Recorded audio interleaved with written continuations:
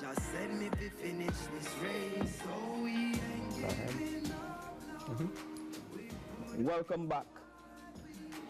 This foundation was put in place to train our young generation on how to start and stay in business. We welcome founder Mr. Joseph Patterson to the program, and we also welcome the donor, the sponsor, and they'll say the man behind the scene, Mr. Cameron, as well. Welcome. Welcome, gentlemen. Thank you very much. All right, so the Yes Foundation, starting with you, Joseph, what exactly is the Yes Foundation? Well, the Yes Foundation is a charity and a non-profit organization. Our goal is to help young people become self-sufficient, become self-employed. As you know, Jamaica has one of the highest youth unemployment rates in the world. 30% or thereabouts, depending on the year that you check. We want to help our young people to help themselves by teaching them how to start, how to run, and how to grow a business. How long has the foundation been We really started, it's a twofold thing. When I was in high school at St. Andrew Technical, I thought of the idea and got some friends involved. And then we graduated in 1990 and actually created Yes back then. But we went to university and some went abroad and so on. So in the long and short, you know, it kind of petered off. Then I returned to Jamaica from Canada in 2011. And some of you might know I subsequently ran for office as an independent candidate. And one of the greatest need I saw was that while school prepared our young people to seek a job, there's nobody really preparing them to create businesses. And so I decided to once again in 2016 reinitiate the process and start afresh, and invited my friends and strangers to join with us in creating the Yes Jamaica Foundation, which actually stands for Youth Enterprise Society, because it's about helping our youth to become entrepreneurs, really. Okay. Mark, what attracted you to the process? What attracted me was the concept of entrepreneurship. I've been in business for 27 years. A lot had to do with, and I'll say this publicly, that Michael Manley was an inspiration back then in the 70s for me. I'm 56 years old, talking about self-reliance. And although I had a job out of school, I started my own company, my own printing company about in 1986. And I've been self-employed ever since. I've had restaurants. I print T-shirts. As a matter of fact, I did some T-shirts for Louis Farrakhan when he was here, because he couldn't find anybody to print T-shirts in a couple of days. And I thought that's one of the things that Jamaica needs. We don't have entrepreneurs. You know, we keep looking for the typical student looks for a job. And I think it's very important that if persons are empowered by the knowledge they have, that they can start their own business. And Jamaicans are very entrepreneurship minded, so to speak. True. The difference, though, is that having the idea or the mindedness, as you point out, and the facilities to achieve or to move from ideation to creation and establishment after that. Going back to Joseph, you spoke about the enterprise society. We really have enterprising people in Jamaica, but do we yet have an enterprising society? Well, you know, the system of governance we have in place actually encourages people to focus on becoming employees. As you know, government controls the education system, so the curriculum, the teachers' framework, the way they operate, channel students to think a certain way. So the same way you create employees or create the employee mindedness, you can create the entrepreneurial mind.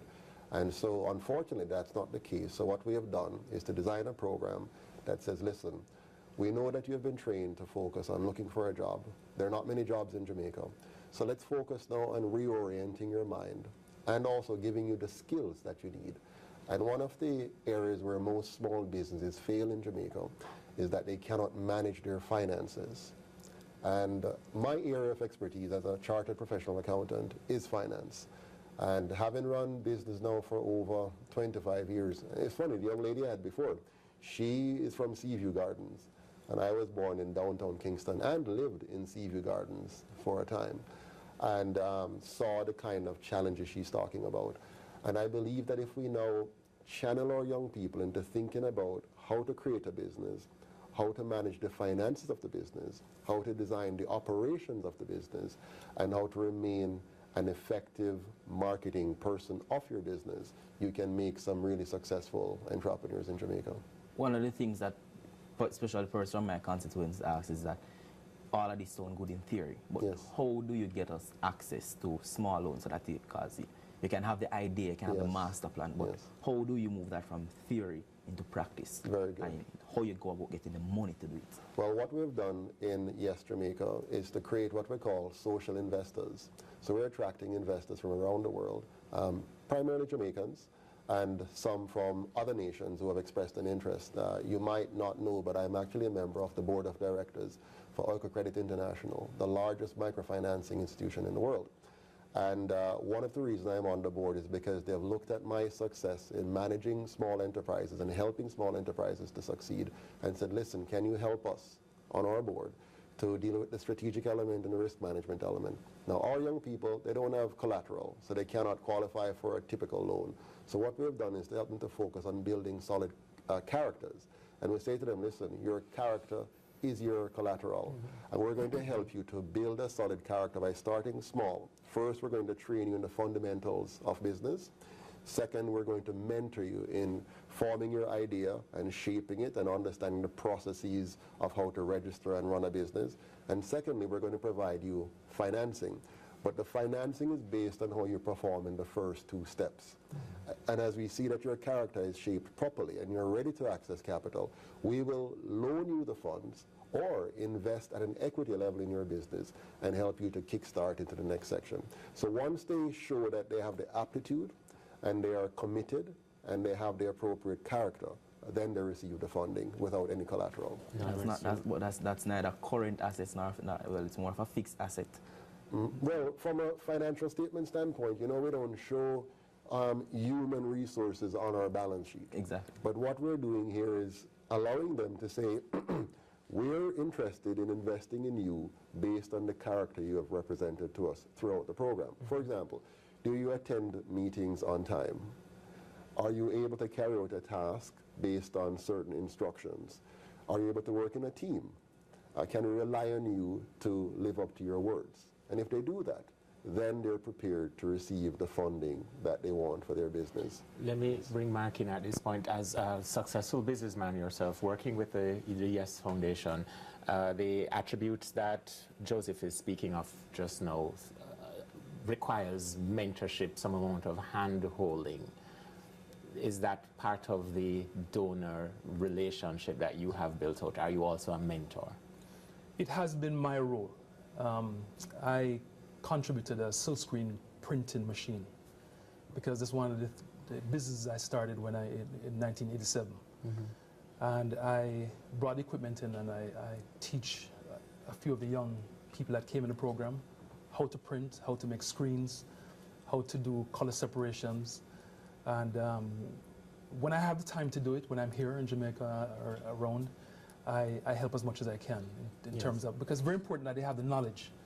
One of the reasons I was able to start my business because I knew all aspects of silkscreen printing.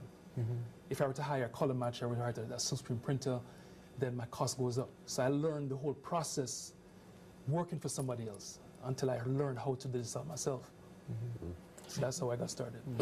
Excuse me. Made a connection to the discussion we had earlier with Monique Lynch. A lot of the assets that we are trying to help to leverage their own creativity and to create enterprises have fallen out of school, have been branded as unattached, and several other slogans that does not necessarily inure confidence to making them bankable. Right. Explain to us some of the most challenging areas of interaction with these young assets. Well, one of the areas that we find very challenging is that math skills are normally very weak. And so you're trying to teach somebody how to manage finance and they don't have a decent foundation in mathematics. It can be a challenge. We also find that there's a mentality which has been ingrained in our people, which is to expect something for free. And in the Yes program, we make it very clear that nothing that we offer is for free. Donors have to work hard for for the money that they are going to put into, or the equipment that they put into the process. So it's not for free.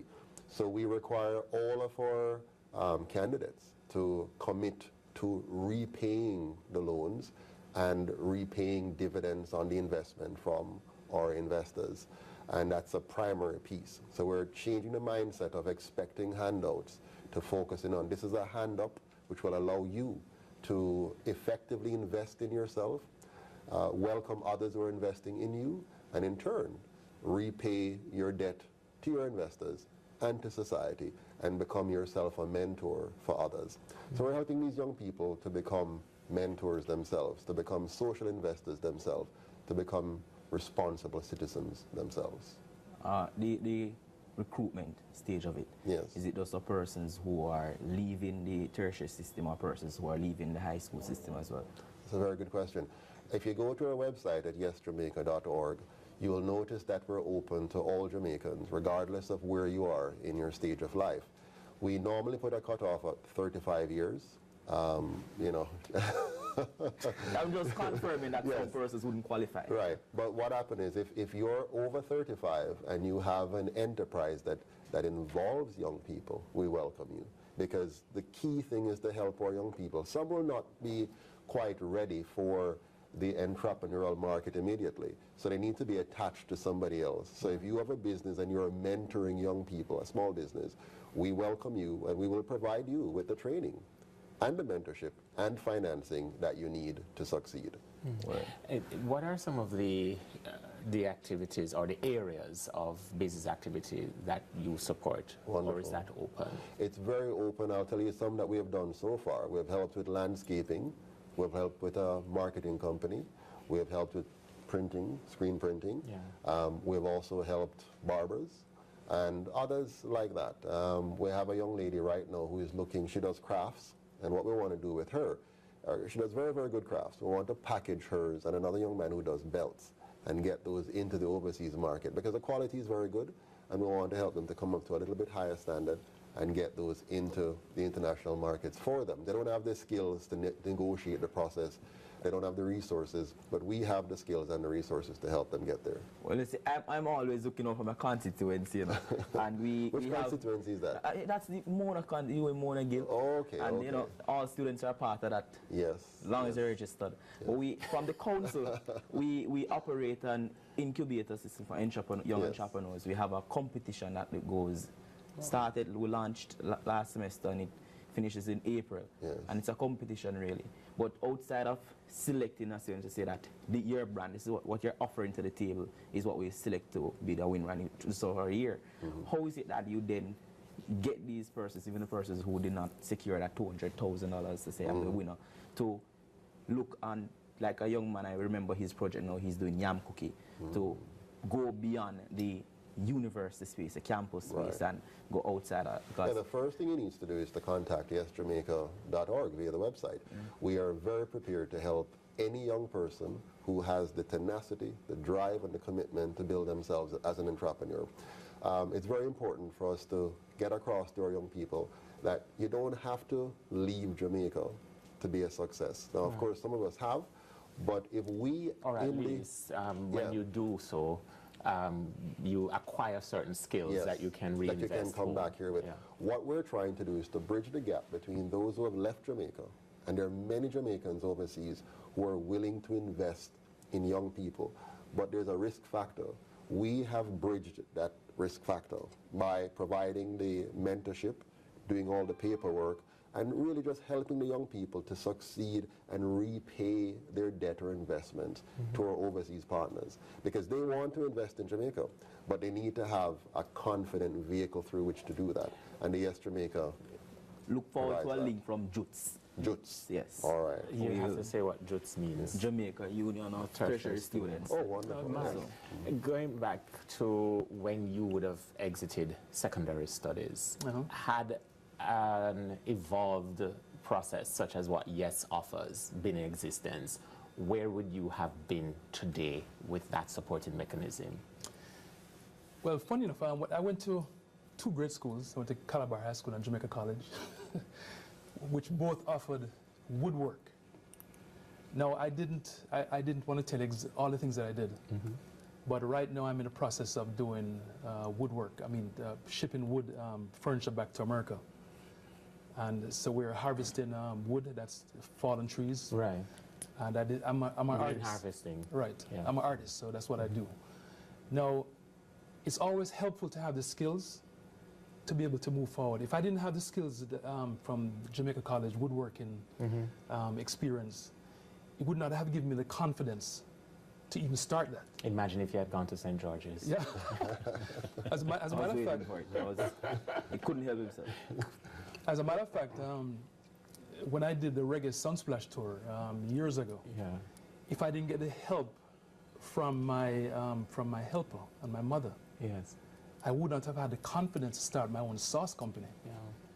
which I have in 400 stores in California. So it comes from learning, gives you the confidence to move forward into in your area of interest. Right. Well, speaking about schools, I should make it very clear to your listeners that I failed the common entrance twice, and I also failed the technical entrance. So I attended Spanish Town Secondary High School, and having done very well there as head boy and all kind of stuff, I got a special scholarship to go to St. Andrew Technical High School, Right. where I guess I'm always in the business of finding things. I founded the math club and did the head boy thing and, you know, all that kind of stuff. But I want to let Jamaicans know it doesn't matter where you start out in life. You may not have gone to the prestigious schools that these gentlemen went to, but you can make something of yourself. Even if you have failed everything, the YES Foundation is here to help you to become a success by believing in yourself. You don't have to have all the qualifications on paper, the CXCs, the associate degrees, the undergraduate degrees, because some of our greatest entrepreneurs had nothing at all. Right. All they had was the grit, the desire, and they made themselves into successful human beings. And you too can do the same. On the point of grit, Joseph, so many persons who are successful today either avoid or are outright afraid of mentioning those beginnings, as you have just done, with respect to your early experience as a scholar with the common entrance. Yes. But I want to use that acknowledgement to ask each of you, going back to the concept of an enterprise society, have we continued to get it wrong and are still appearing that we plan to continue to get it wrong with respect to these funnel-based examination process where you put everything in at the top and you try and extract throughout for an exam, which is an event for an hour or two maximum, and then determine the path that persons must not have access to over the rest of their lives. It's a sad reality that we have adopted an education system that is quite monolithic, and it forces everyone through the same strainer, the same funnel. What we need is a diverse education system that allows us to have different kinds of education that people can pursue, and all of them being respected as an avenue of education. One of the things that I hope to achieve with the YES movement, the YES Foundation, is to help all those who have been filtered out of the system to be brought back into a very respectable and responsible position as entrepreneurs. Because really, at the end of the day, if you want to build an economy, you need to have thousands of successful small businesses employing people.